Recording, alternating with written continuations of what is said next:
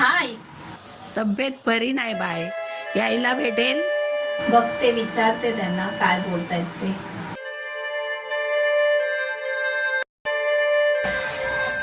अहो ऐका ना, आईचा फोन आला होता, तिची तब्येत बरी नाहीये.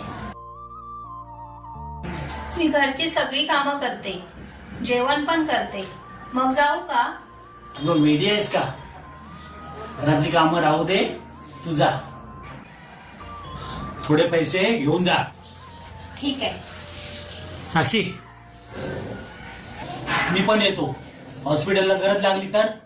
अहो पण तुमचं ऑफिस? अगं, ऑफिसला सुट्टी घेईन.